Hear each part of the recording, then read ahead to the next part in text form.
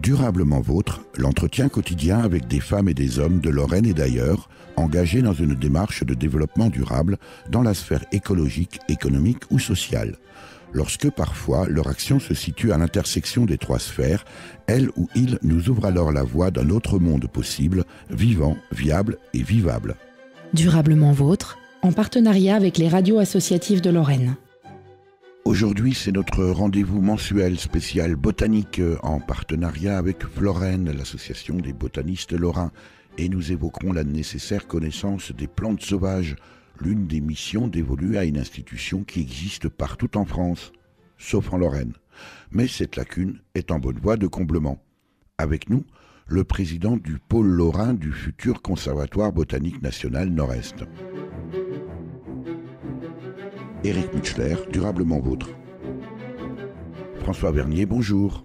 Bonjour. Merci de me recevoir à la Faculté des Sciences de Nancy-Vendeuvre, le siège actuel du pôle lorrain du futur Conservatoire botanique national Nord-Est que vous présidez. Nous reviendrons bien entendu longuement sur le rôle de ce conservatoire, mais comment pourriez-vous le présenter en quelques secondes, François Vernier ? Eh bien, le Conservatoire botanique national est un organisme qui doit faire la connaissance des plantes de notre région. Voilà. Pour autant, des associations comme Floraine que vous présidez le fait déjà ce travail-là, François Vernier. Bien sûr, mais là, c'est un organisme qui est officiel, qui est un établissement public scientifique qui sera agréé par l'État. Nous en parlerons. Il y a déjà eu un conservatoire national botanique en Lorraine, François Vernier ? Oui, bien sûr, il y a eu un conservatoire botanique national de 1990 à 2002. Et en 2002, ce conservatoire botanique n'a plus obtenu son agrément. Un conservatoire botanique national, François Vernier, cela sert donc aussi à ça. Bonjour à tous. Voilà, nous sommes en compagnie d'une belle parcelle, vous l'avez vu, de grande marguerite. Alors la grande marguerite, c'est une espèce qui nous intéresse grandement en ce moment au conservatoire. Vous avez peut-être entendu parler de Guiella. Aujourd'hui, nous lançons Marguerite et dans le pré. Nous faisons appel à tous les citoyens de la région des Hauts-de-France ainsi que du territoire haut-normand pour nous faire remonter des observations de grande marguerite. Pourquoi la grande marguerite, me direz-vous ? Tout simplement parce que cette espèce est indicatrice de milieux écologiquement intéressants. Pas d'apport d'engrais, non. Pas d'apport de produits phyto, non. Une population grande marguerite comme celle-là, elle est belle. C'est pas de la pâquerette. La pâquerette pousse beaucoup plus au ras du sol. Dans cette vidéo récente, l'animateur nature Vianney Fouquet présente l'inventaire participatif de la marguerite sauvage dans le Nord-Ouest que vient de lancer le Conservatoire botanique national de Bailleul, c'est dans le département du Nord, entre Lille et Dunkerque, tout près de la frontière belge. Le CBNBI, agréé en 1991, est l'un des 11 conservatoires botaniques nationaux de France, François Vernier. Oui, donc c'est vrai qu'au niveau de la France, pratiquement toute la France était couverte de conservatoires botaniques jusqu'en 90, puisque le CBN de Nancy, comme on l'a dit tout à l'heure, existait encore. Et puis il y a eu, ce non-agrément ministériel de la part pour ce conservatoire botanique. Et donc de 2002 à aujourd'hui, il n'y a plus de conservatoire botanique national. Pour quelle raison l'ancien conservatoire botanique national a perdu son agrément ? Alors, il a perdu son agrément pour plusieurs raisons. D'abord, une raison, plutôt administrative, ce qui fait que le Conservatoire botanique national de Nancy n'avait plus de structure, de personnalité, juridique, puisqu'il était sous double tutelle de l'université et de la communauté urbaine du Grand Nancy. Et puis, une autre raison qui est aussi une raison primordiale, c'est que ce conservatoire ne faisait pratiquement pas de publication. Or, pour un conservatoire, pour un établissement public scientifique, il est obligatoire de faire des publications, puisque c'est, le signe de sa vie et de sa bonne vie.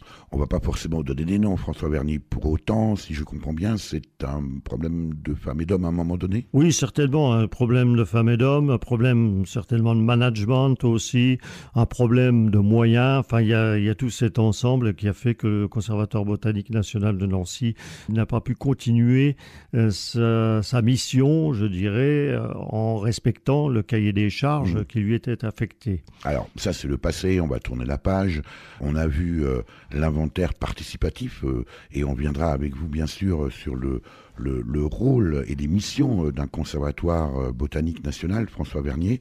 Pour autant, où en sommes-nous aujourd'hui en Lorraine? D'autant que le Grenelle de l'environnement, en 2010, a décidé que l'ensemble du territoire devait désormais être couvert par des conservatoires botaniques nationaux. Alors, voilà un petit peu l'histoire du pôle lorrain, si on peut dire. En 2009, la Fédération des conservatoires botaniques nationaux, donc au niveau national bien sûr, a décidé d'envoyer une personne en mission pour couvrir la Lorraine et l'Alsace, qui est également aussi concernée par, je dirais, ce manque de conservatoire botanique national. Un missi dominici. Un missi dominici, tout à fait. Les collectivités réunies les universitaires et des associatifs. Ce qui fait qu'on a eu plusieurs réunions donc notamment au conseil régional, et donc nous avons discuté effectivement de l'émergence d'un conservatoire botanique national au niveau de la Lorraine et en même temps au niveau de l'Alsace, bien sûr. C'était la condition, je dirais, dictée par le Grenelle de l'environnement, puisque le Grenelle de l'environnement dit qu'il faut des conservatoires botaniques nationaux sur l'ensemble du territoire. Donc, partant de là, je dirais que Florène a mis la main à la pâte et donc ensuite s'est réunie avec notamment le Conservatoire d'espaces naturels de Lorraine et la Fédération des conservatoires botaniques nationaux pour créer une association, l'association qui s'appelle aujourd'hui Pôle Lorrain du futur Conservatoire botanique national Nord-Est, un grand titre. C'est un peu une association de préfiguration en quelque sorte d'un Conservatoire botanique national dans le Nord-Est? Tout à fait, c'est tout à fait ça.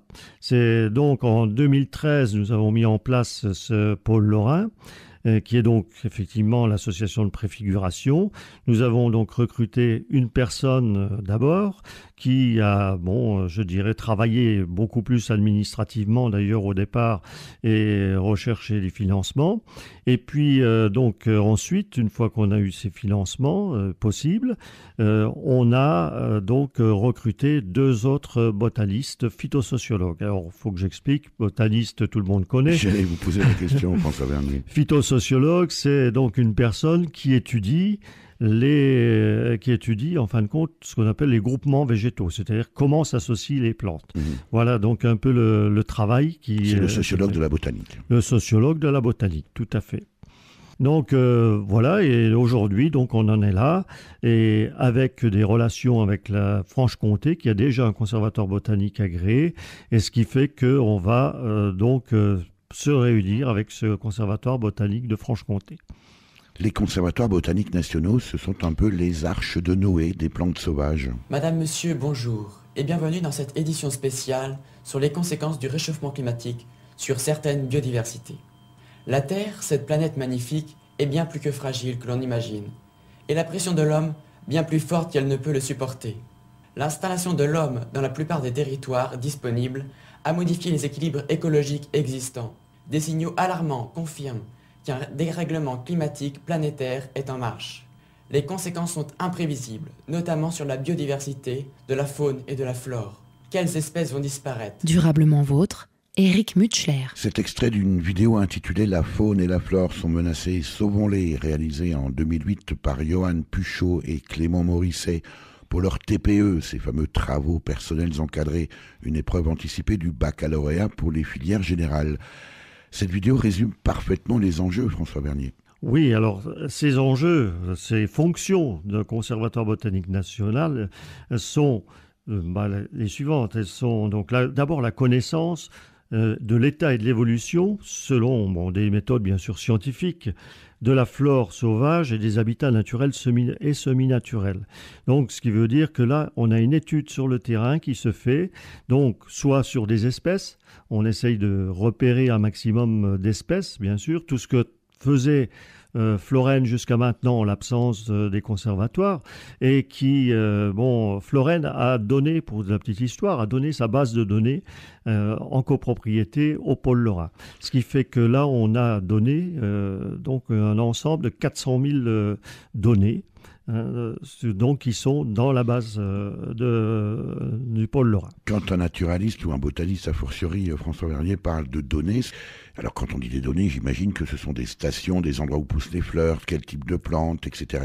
Tout l'ensemble des informations récoltées sur le terrain, ça forme des données. Voilà, c'est ça. Alors qui sont soit géolocalisées pour celles qui sont rares ou très rares, et puis, je dirais à la maille de 5 km sur 5 pour les plus banales. C'est sûr que la pâquerette, par exemple, il n'est pas nécessaire de géolocaliser, il y en a un peu partout.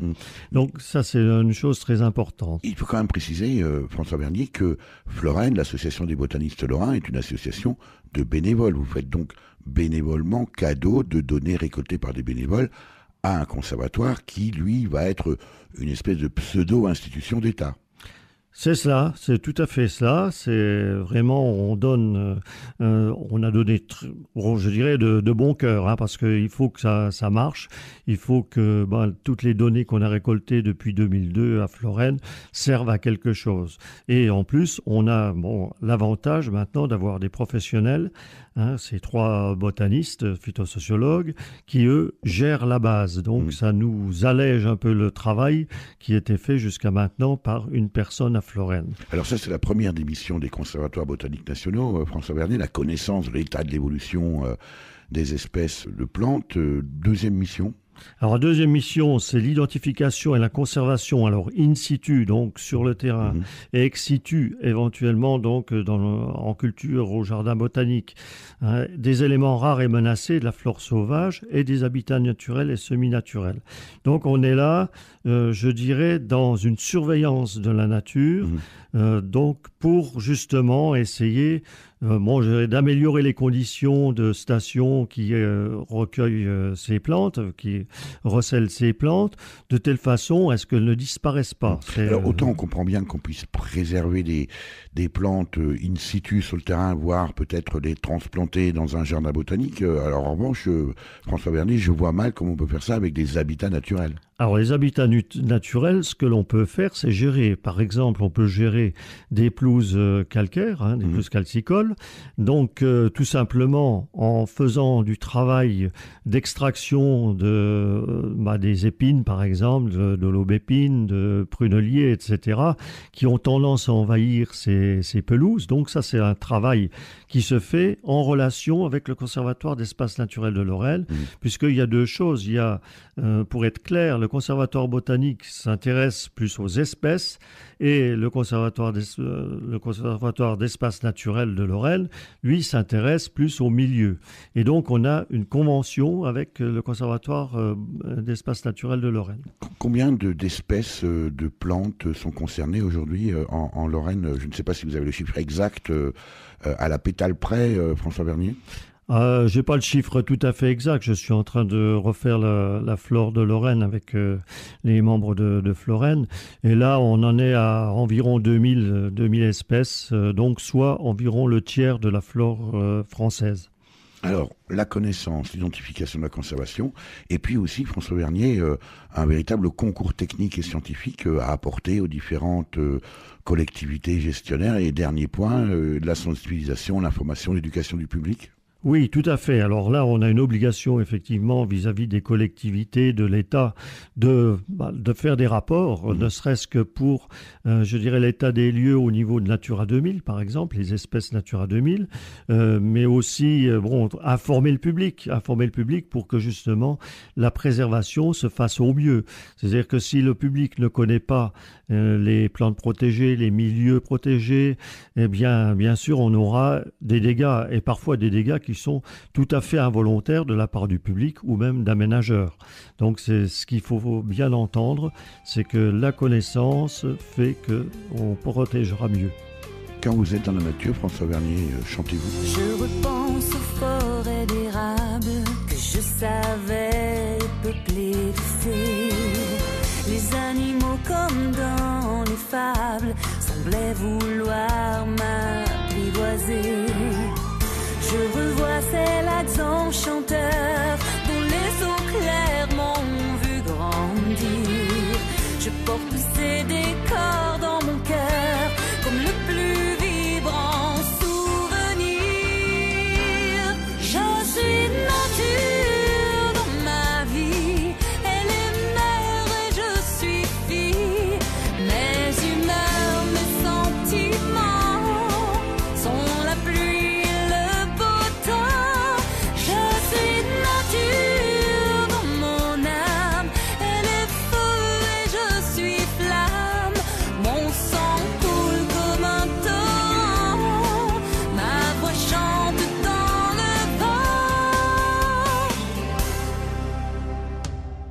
Parfois je redeviens citadine, le bitume recouvre mes idées. J'en oublie où sont mes racines et je me sens dénaturée. Soudain en moi se lève la tempête, je m'arrache au mur de béton. Je ne veux pas que la vie s'arrête, j'ai besoin de revoir l'horizon. Je suis nature dans ma vie, elle est mère et je suis fille. Mes humeurs, mes sentiments sont la pluie et le beau temps. Je suis nature dans mon âme, elle est feu et je suis flamme. Mon sang coule comme un torrent, ma voix chante dans le vent.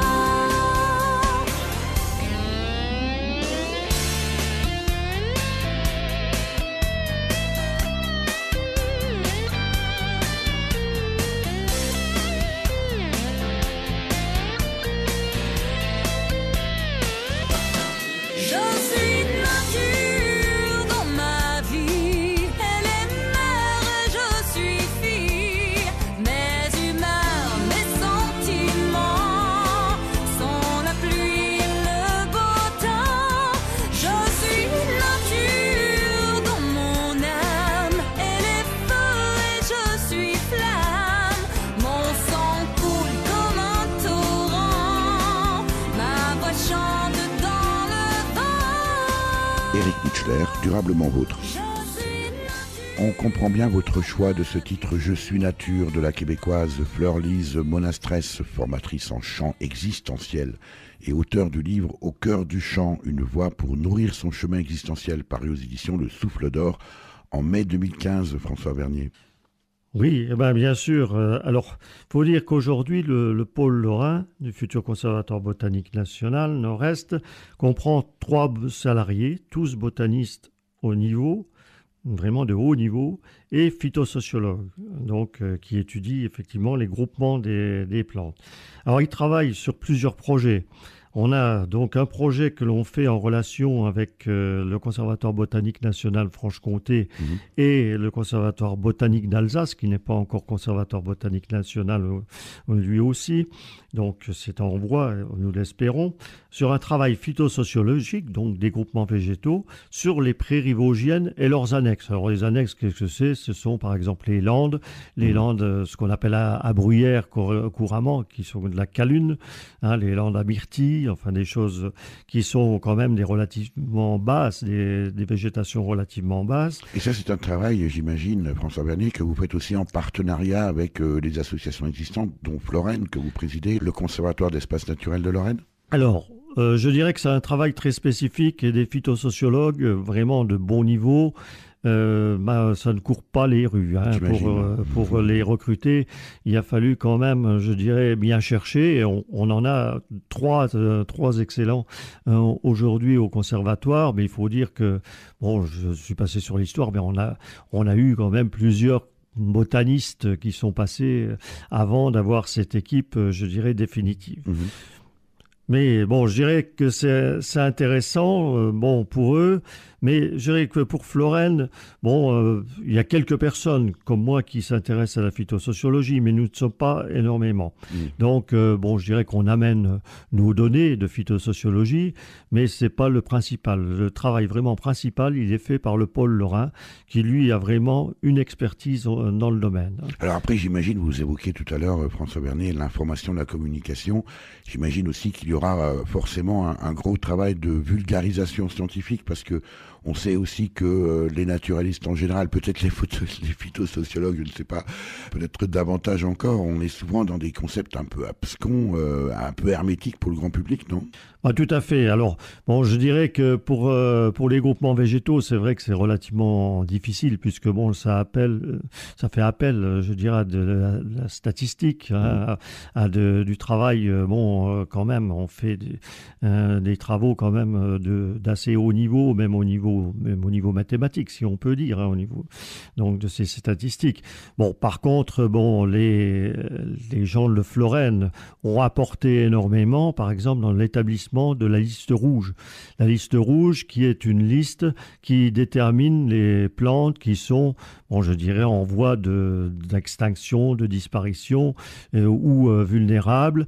Donc, on a fait un classement. On a maintenant un livre rouge en Lorraine. Là aussi, François Bernier, combien d'espèces sont concernées aujourd'hui par cette liste rouge ?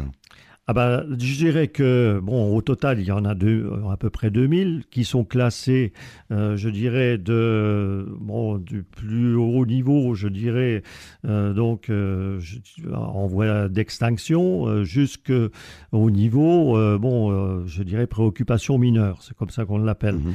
Donc là, c'est vrai qu'il y a pratiquement ces 2000 plantes. Toute une gradation.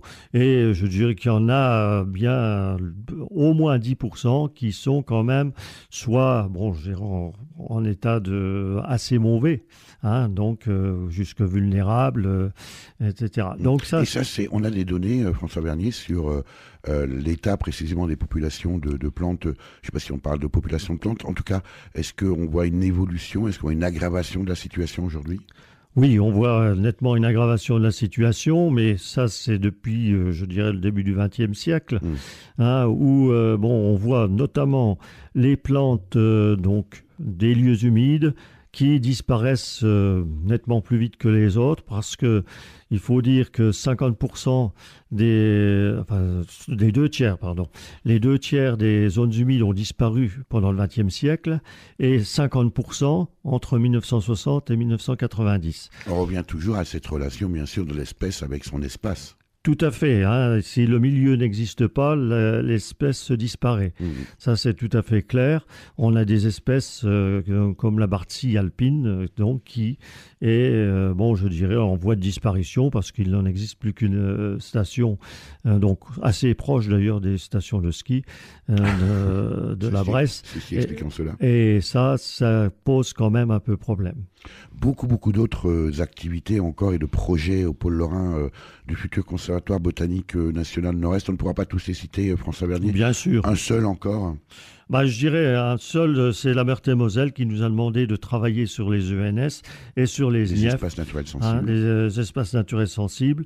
Et donc là, on fait un travail avec le conseil départemental de Meurthe-et-Moselle.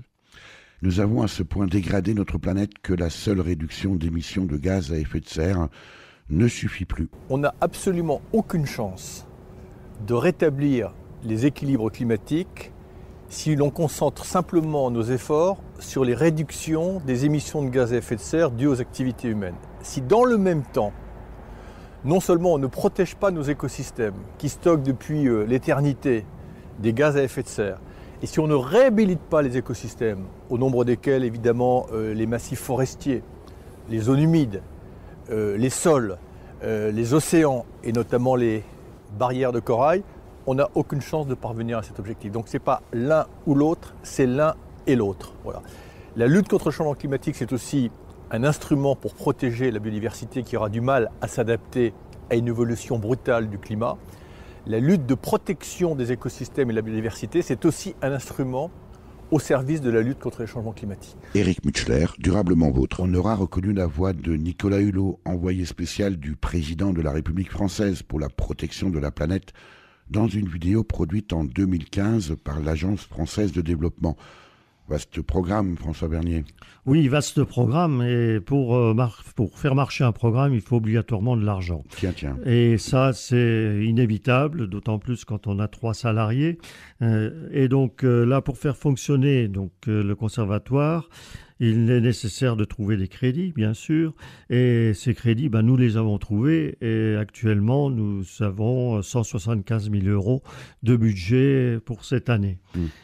François Bernier, c'est évidemment une bonne chose d'avoir un budget. En même temps, on a envie de se dire, on vient d'entendre là Nicolas Hulot, au regard des enjeux colossaux auxquels nous devons faire face, est-ce qu'il n'y a pas un côté un peu dérisoire ? Oui, enfin, c'est toujours dérisoire, surtout quand on parle de 175 000 euros par rapport aux millions d'euros qui sont dépensés par ailleurs. Pour détruire la nature. C'est pour détruire la nature, carrément. Hein. Ça, c'est vrai. Alors bon, on a l'impression d'être un petit caillou au milieu de la plage. Et ça, bon, je dirais que c'est dommage. Mais je dirais que d'autre part, on a quand même des satisfactions dans la mesure où, bon, je dirais les connaissances au niveau botanique s'amplifient obligatoirement par tout le travail qui est fait à la fois par le pôle lorrain et par Florène, bien sûr. Vous voulez dire que c'est mieux que rien, quoi. C'est mieux que rien, mais ça donne des arguments qui sont relativement forts scientifiquement et techniquement pour essayer de s'opposer à des projets qui peuvent être destructeurs de plantes. Bon, on le voit par exemple sur l'A31 bis, ou sur l'A31 bis, je dirais peut-être à cause ou grâce à l'A31 bis, on a redécouvert une station de violettes élevées qui n'avait plus été vue depuis quelques dizaines d'années. Ça veut dire qu'il faut faire des autoroutes, François Verny, pour découvrir la nature?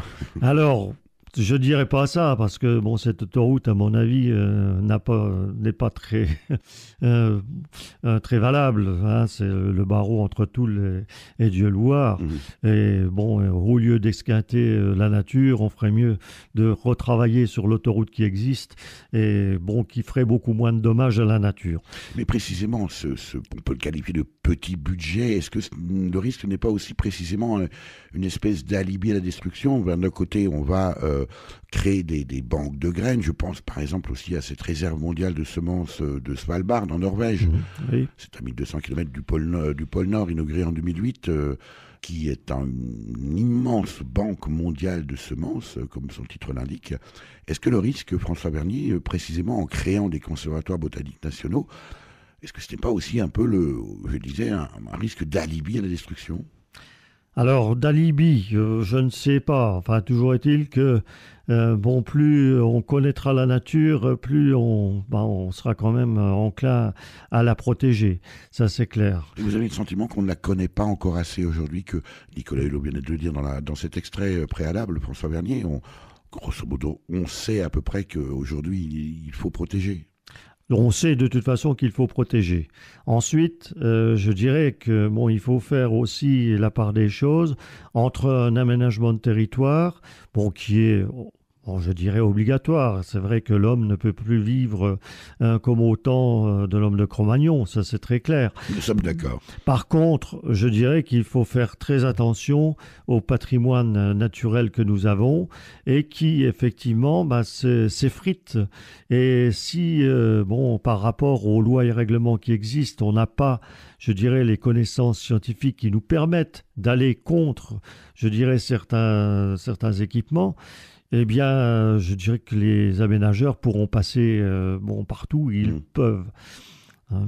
Est-ce qu'il n'y a pas aussi un peu un manque de cohérence entre les politiques d'une part de l'État, des conseils départementaux de la région qui, on le sait, bien sûr, engagent beaucoup de moyens on le voit d'ailleurs dans les budgets, hein. En général, plus de 50% du budget d'une collectivité, ce sont des équipements autoroutiers et routiers. Est-ce qu'il n'y a pas un certain manque de cohérence entre précisément ces politiques d'État et de collectivité et puis les tentatives de colmater un peu les brèches avec des subventions pour un conservatoire botanique national? Tout à fait. Enfin, moi, je dis qu'effectivement, il faudrait peut-être inverser un peu la vapeur. Et c'est ce que j'avais dit, d'ailleurs, il y a déjà fort longtemps, au niveau des études d'impact, que je vois souvent, je dirais, assez indigentes en matière naturaliste. Ce que j'ai dit, d'abord à la DIREN, ensuite à l'ADREAL qui l'a remplacé, c'est qu'il faudrait que les études naturalistes soient obligatoires dès le début d'un projet de travaux. À partir de là, une fois que l'étude naturaliste est faite, s'il n'y a rien de particulier et qu'on peut effectivement continuer, que l'on continue. Mais dès le moment où il y a des choses à préserver, qu'on les préserve d'abord. On voit bien qu'il y a une défaillance, une espèce d'approche globale. Il faut d'ailleurs parfois nous rappeler certaines évidences. La nature, au sens large, est fondamentale pour lutter contre le changement climatique, parce que la nature, elle fait partie du climat. Il faut bien avoir en tête que tout ce qui est vert ça contient de la chlorophylle, et c'est la chlorophylle qui capte le gaz carbonique. Les plantes, elles ont ce côté miraculeux par la photosynthèse, de pouvoir se nourrir en prenant le gaz carbonique qui est dans l'atmosphère, le soleil, de l'eau, et elles se nourrissent comme ça. Et donc, le verre est l'élément essentiel pour la régulation du climat. Quand je dis le verre, c'est effectivement, on pense aux plantes terrestres, on pense aux prairies. Durablement vôtre, Éric Mutschler. Nous avons à ce point perdu le lien avec la nature que nous en avons oublié, que nous en faisons partie intégrante, François Bernier. Oui, tout à fait, nous en faisons partie intégrante. L'homme n'est qu'un animal parmi les autres et qu'il doit s'adapter, je dirais, à la nature et non pas la nature s'adapter à l'homme. C'était ce que vient de préciser le médecin explorateur français Jean-Louis Etienne, connu pour ses expéditions en Arctique et notamment pour avoir été le premier homme à atteindre le pôle Nord en solitaire en 1986. C'était un extrait d'une vidéo réalisée par l'Agence française de développement déjà citée. Les conservatoires botaniques nationaux et celui en projet ici en Lorraine et dans le Grand Est, François Bernier, contribuent aussi aujourd'hui à protéger et à recréer, alors pas forcément le lien, mais en tout cas, vous le disiez tout à l'heure, à parfaire cette connaissance. Et on peut dire aujourd'hui d'une certaine façon que l'avenir du pôle lorrain est déjà tracé ? L'avenir du pôle lorrain est tracé. Nous avons tracé le sillon, donc avec bien sûr le Conservatoire d'espaces naturels Lorraine, avec la Fédération des conservatoires botaniques et avec tous les gens qui nous entourent au niveau du conseil d'administration, à ce point que l'on a d'abord rencontré bien sûr nos collègues et amis de Franche-Comté pour justement faire la prospective sur cette fusion. Parce que c'est important d'arriver en 2018, puisque 2018, ce sera l'année où le Conservatoire botanique national de Franche-Comté doit renouveler son agrément et on en profitera pour donc faire cet agrément commun avec la Franche-Comté. Ce sont des agréments délivrés, j'imagine, par le ministère de l'Écologie pour une période de quelle durée, François Bernier ? Ce sont des périodes de 5 ans. Donc il faut d'abord, je dirais, fonctionner 5 ans avant de demander son agrément, donc qui est délivré pour 5 ans, et ensuite renouveler à chaque fois en fonction d'un bilan justement de l'action des conservatoires botaniques nationaux. C'est systématique. François Bernier, au regard des enjeux, encore une fois, on vient d'écouter Jean-Louis Etienne, Nicolas Hulot. Aujourd'hui, il n'y a plus un média qui ne parle pas des enjeux environnementaux. On le sait aujourd'hui. Vous nous parlez d'un agrément pour un conservatoire botanique national. Moi, j'ai envie de dire, mais ça paraît tellement long. Et puis surtout, ça paraît quand même superbement administratif, tout ça. Ah, tout à fait. Je crois que là, en France, on dépasse peut-être un peu les bornes au niveau administratif. Et pendant ce temps-là, je dirais que la nature court son destin. Et son destin, je dirais, il n'est pas toujours enviable dans la mesure où on voit quand même pas mal... je dirais d'hommes politiques, de nier carrément l'environnement, nier le réchauffement climatique, ça c'est très clair. Et ça fait un peu peur parce qu'on ne sait pas demain ce que le monde sera fait, parce que effectivement, quand on voit certains hommes politiques qui ne parlent même pas, ne serait-ce que dans les primaires, par exemple, les primaires de nos partis politiques. On ne parle pas beaucoup de fleurs sauvages. On ne parle pas beaucoup d'environnement. Je n'ai pas entendu beaucoup parler à la primaire de droite. Je ne sais pas si on en entendra parler à la primaire de gauche. Mais toujours est-il que l'environnement, c'est la dernière roue de la charrette. Alors, il y a un autre aspect, moi, François Bernier, qui me surprend beaucoup, c'est qu'on dénonce, et vous êtes en train de le faire précisément, l'incurie des pouvoirs publics.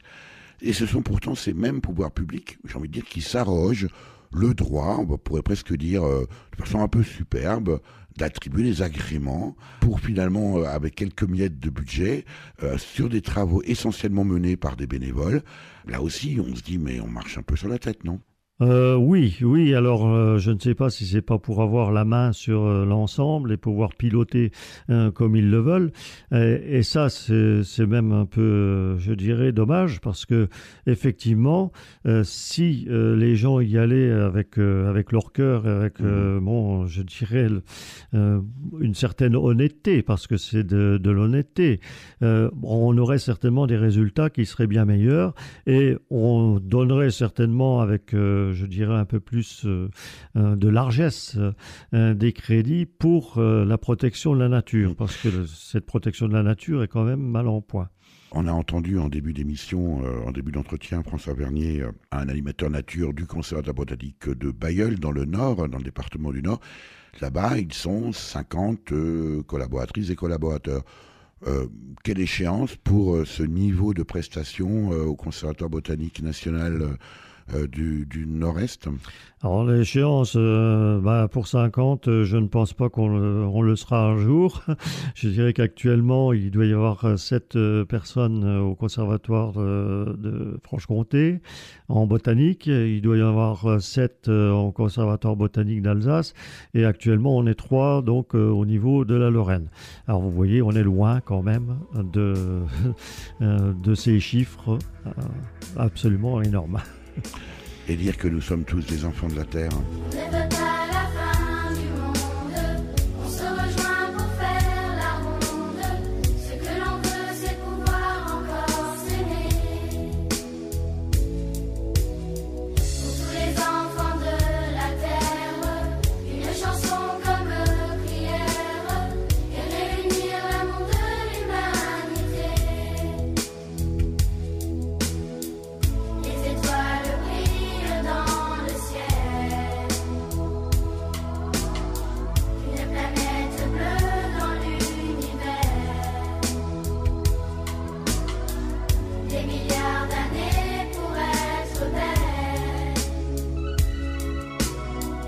et semer la vie sans frontières. On ne veut pas la fin du monde, on se rejoint pour faire la ronde. Ce que l'on veut, c'est pouvoir encore s'aimer. Pour tous les enfants de la terre, une chanson comme prière, et réunir l'amour de l'humanité. Protéger le bleu des océans. Les nuages sont faits pour être blancs. La nature a besoin de nos cœurs pour que les rêves s'écrivent en couleurs. On ne veut pas la fin du monde, on se rejoint pour faire la ronde. Ce que l'on veut, c'est pouvoir encore s'aimer. Pour tous les enfants de la terre, une chanson comme prière, et réunir l'amour de l'humanité. Donnons de l'espoir et de l'amitié. Notre histoire, elle doit continuer. On ne veut pas la fin du monde, on se rejoint pour faire la ronde. Ce que l'on veut, c'est pouvoir encore s'aimer. Pour tous les enfants de la terre, une chanson comme prière, et réunir l'amour de l'humanité. On ne veut pas la fin du monde, on se rejoint pour faire la ronde. Ce que l'on veut, c'est pouvoir encore s'aimer. Pour tous les enfants de la terre, une chanson comme prière, et réunir l'amour de l'humanité. Durablement vôtre, Éric Mutschler. François Vernier, vous êtes président de Florène, l'association des botanistes lorrains qui réalise d'innombrables sorties, réalise des inventaires de plantes sauvages, publie des livres. Aujourd'hui, c'est en qualité de président du pôle lorrain du futur Conservatoire botanique national Nord-Est que vous vous exprimez. Certes, vous êtes retraité de l'Office national des forêts, dont vous avez été l'adjoint du directeur forêt en Lorraine. Pour autant, qu'est-ce qui vous pousse à 65 ans à être à ce point engagé pour la sauvegarde des plantes sauvages, et heureusement que vous l'êtes? Eh bien, c'est parce que j'y crois encore. Je crois qu'on peut faire bouger les lignes. On a pu faire bouger les lignes, notamment sur, par exemple, le parking de la Bresse, pour lequel j'avais eu ce dossier dans les mains au niveau du Conseil scientifique régional du patrimoine naturel, et où j'avais vu une étude, mais qui était absolument abominable, puisque il y avait une liste de plantes qui comportait notamment 10 plantes, soit qui n'existent pas du tout, mais pas du tout dans le monde, ou qui n'existent pas en Lorraine. À savoir, c'est quand même assez fabuleux. C'est assez fabuleux de la part d'un bureau d'études qui a, par exemple, inventé donc une plante Polygonum oppositifolium qui n'existe absolument pas. Ils ont bien dû s'amuser, non? Ils ont dû s'amuser à refaire ce qu'on appelle de la taxonomie, c'est-à-dire qu'on nommait des plantes d'un nom qui n'existe pas, ou alors le mieux, c'était quand même une grassette du Portugal qui était reconnue sur le site de la Bresse. Grassette du Portugal, moi je l'ai vue, mais elle est plutôt en Bretagne, elle est du côté atlantique, et donc ça nous a fait un peu rigoler. Ça prouve quand même un certain mépris, voire un mépris certain pour bien tout simplement ce que vous exprimiez tout à l'heure, François Vernier, c'est ce patrimoine naturel. Oui, tout à fait. Et puis, je dirais aussi un manque vraiment énorme de formation au niveau scolaire, bien sûr, on le sait, mais aussi universitaire. Parce que les gens qui sont dans les bureaux d'études sont généralement des gens qui sont recrutés au moins niveau BTS, voire niveau master. Et donc, ne pas faire, je dirais, la bonne reconnaissance d'une plante, et en plus ne pas savoir que cette grassette du Portugal, par exemple, pour revenir sur elle, ne peut pas pousser dans des montagnes qui sont quand même soumises à des neiges, je dirais, pendant quelques mois, que c'est une atlantique, hein, c'est donc une plante qui aime bien les climats relativement doux et humides. Là, il y a quelque chose qui ne va pas. Alors ensuite, ils ont essayé de contourner la législation, donc en faisant repasser un dossier, mais en excluant la partie où il y avait vraiment des plantes protégées, qui est un lycopode. Et donc, passer ça devant le préfet, et le préfet a pris un arrêté. Et cet arrêté vient d'être cassé par le tribunal administratif pour les raisons que je viens d'énoncer, notamment. Le tribunal administratif a très bien fait son travail. Ça veut dire aussi que ça justifie, ça explique tout l'intérêt d'avoir des données, des fameuses données qu'on évoquait tout à l'heure avec vous, François Vernier. Est-ce que c'est aussi parce que vous vous sentez, vous aussi, enfant de la terre? C'était les paroles et musiques de Jean-Philippe Prévitera et Jean-François Nicolaï, interprétés par le chœur Sainte-Victoire sous la direction de Chantal Orsini, sorti en 2012, François Vernier.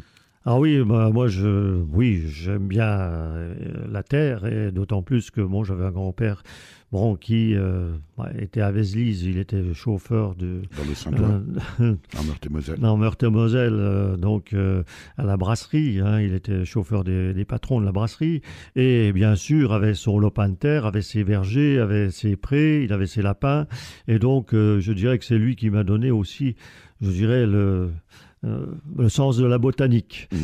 François Vernier, est-ce qu'il ne faudrait pas aujourd'hui une véritable prise de conscience de l'ensemble de nos concitoyens de l'importance de, pas seulement de la botanique, mais de finalement ce qui fait le monde vivant sur la planète? Il faut bien faire comprendre aux gens qu'ils font partie de la nature, et que cette nature, il faut qu'ils la préservent pour que l'humanité puisse vivre correctement, sans problème, et ça, c'est parfois difficile à faire passer.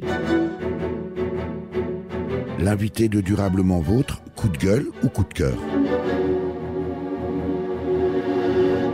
François Vernier, président du pôle lorrain du futur Conservatoire botanique national Nord-Est, c'est le moment de votre choix, on écoute. Aujourd'hui, l'IDRIM, ça devient de plus en plus la structure de référence pour tous ceux qui s'intéressent aux infrastructures.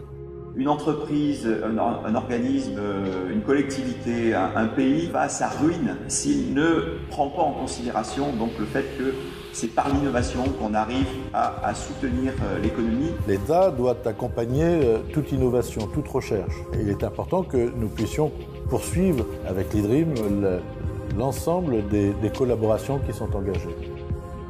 La mission, c'est de rassembler. Extrait d'un film institutionnel de l'Institut des routes, des rues et des infrastructures pour la mobilité, l'IDRIM, qui fédère les acteurs publics et privés des infrastructures de mobilité et des espaces urbains, pour illustrer votre coup de cœur, François Vernier. Là, il va falloir nous expliquer. Alors, oui, mon coup de cœur, mon coup de cœur pour des routiers, en quelque sorte. Ça, c'était assez inattendu, il faut le dire. Ça peut être très inattendu, mais là, donc, le 8 décembre, nous avons reçu un prix national qui s'appelle Infrastructure pour la mobilité, la biodiversité et le paysage, donc, qui nous a été délivré pour la catégorie génie écologique. Parce que nous avons fait un travail sur la gestion des renouées invasives. Alors on a parlé de cette renouée invasive, renouée du Japon, avec un membre de Florène, Paul Montagne, il y a quelque temps déjà. Tout à fait. Et c'est Paul qui est allé d'ailleurs recevoir ce prix parce qu'il est le chef de projet de ce gros travail. Alors comment c'est arrivé tout cela? C'est qu'en 2011-2012, il y a Laxou, donc la commune de Laxou, qui nous demande de travailler sur les renouées invasives. Et donc là, nous avons commencé à travailler sur ces renouées en faisant de la cartographie des renouées qui existaient sur Laxou avec l'aide de l'ENSAIA, de l'École nationale supérieure agronomique et des industries alimentaires. Et là, nous sommes tombés sur une équipe d'enseignants-chercheurs et d'élèves qui ont été vraiment formidables, enthousiastes au travail et, je dirais, très éclairants au niveau de leurs analyses. Et puis on peut voir aussi qu'ils ont été très créatifs. Et ils ont été très créatifs, tout à fait. Donc là, on a donc bien travaillé sur l'affaire. Donc nous avons développé un certain nombre de protocoles. Ces protocoles, en gros, c'est de la fauche répétitive. Alors pour la fauche répétitive, nous sommes passés aussi par une entreprise qui est Noremat, qui donc fabrique des outils pour faucher les bords de route. Installé là aussi, tout près de Nancy. Tout près de Nancy, à Ludre, exactement. Et donc, ils ont inventé un outil pour récolter cette renouée de telle façon à laisser le moins possible de débris sur le terrain qui risque effectivement de se bouturer et puis ensuite de recommencer, je dirais, de perpétuer le peuplement de renouée. Parce qu'il faut rappeler, François Vernet, que le côté invasif de cette renouée fait que, pour résumer, elle étouffe à peu près tout ce qu'elle trouve sur son passage et elle s'installe et voilà, c'est moi qui y suis et perds les autres. Tout à fait. C'est en dessous d'un massif de renouée, il y a plus une autre plante. Ça, c'est très clair. Alors la renouée, pour dire très rapidement, c'est une plante relativement grande dont la tige ressemble à du bambou et qui a des feuilles assez grandes, triangulaires, en gros triangulaires. Et que l'on voit communément, malheureusement aujourd'hui, pas forcément très communément, mais qu'on voit aisément, souvent d'ailleurs plutôt en bordure de zones humides, de canals. Oui, alors par exemple, tout le long de la Moselle, pratiquement presque de la source jusqu'à la frontière allemande luxembourgeoise, on a donc de la renouée. Et quand on ne la connaît pas, on peut même trouver ça plutôt joli. Voilà, c'était une plante, de toute façon, une plante qui a été introduite au 19e siècle comme plante, je dirais, décorative. Donc ça, c'est clair. Et puis, alors, on a travaillé aussi avec les amis de la chèvre lorraine. Alors ça, c'est quand même plus inattendu. Alors, c'est plus inattendu, mais ce qu'il y a, c'est qu'on s'est dit, il y a des endroits où on ne peut pas beaucoup accéder sur la renouée. Par contre, les chèvres, sont quand même des animaux qui arrivent à progresser dans des endroits assez scabreux. Qui sont des faucheuses sur pattes, en somme. Voilà, ce sont des faucheuses sur pattes. Et là, on l'a mis à Laxou, donc dans un premier temps, dans un terrain très pentu, et en plein milieu de la ville d'ailleurs. Et donc, ils ont fait de l'excellent travail, de très très bon travail à telle fin que la première année, on a été obligé d'en mettre jusque 4 à un moment pour que ces chèvres, enfin ce ne sont pas des chèvres, ce sont des boucs, on met des boucs pour des aspects plus pratiques de non-traite, etc. Donc ça permet, je dirais, d'être plus tranquille au niveau de la surveillance des boucs. Et puis, la première année, 4 boucs en début de saison, et puis, ils ont mangé quand même pas mal la renouée, qui était une autre renouée, c'est la renouée de Sakhaline, qui est relativement proche, et qui est encore plus grande au niveau des feuilles. Et donc, au début de cette année, on remet 2 boucs sur la zone. Et qu'est-ce qu'on voit ? C'est qu'on voit que il y avait plus beaucoup de renouées. On a été obligé de faire des compléments de nourriture pour ces boucs. Vous alliez replanter de la renouée du Japon. Alors, François Bernier, ce que vous n'avez pas dit, c'est que, ou très brièvement, ce sont des chèvres lorraines. Ce sont les chèvres lorraines, oui. C'est une race quand même qui était assez anecdotique et qui commence à remonter, je dirais, la pente. Donc d'une pierre deux coups. Vous luttez de façon quasi biologique contre la renouée invasive et en même temps, vous participez à la sauvegarde d'une race de chèvres. Voilà, tout à fait. Et c'est donc cette démarche, François Bernier, qui a été récompensée par ce fameux institut, alors je cherche le nom, des routes, des rues et des infrastructures pour la mobilité. Oui, c'est exactement ça. Donc nous avons reçu ce prix à Paris, à la Défense, donc le 8 décembre exactement, en présence de nos partenaires, puisque chaque partenaire recevait ce premier prix. Eh bien en tout cas, c'est plutôt encourageant. Merci François Bernier pour cet entretien. Merci Eric. Je rappelle que vous êtes le président du pôle lorrain du futur Conservatoire botanique national de Nord-Est, mais aussi le président de Florène, l'association des botanistes lorrains, elle-même membre fondatrice du pôle. Pour en savoir plus sur le pôle lorrain du futur Conservatoire botanique national Nord-Est, le CBNNE, rendez-vous sur le site www.pôle-lorrain-cbnne.fr. Pour réagir à cette émission, nous proposer des invités ou des sujets, écrivez-nous à contact@durablementvôtre.fr.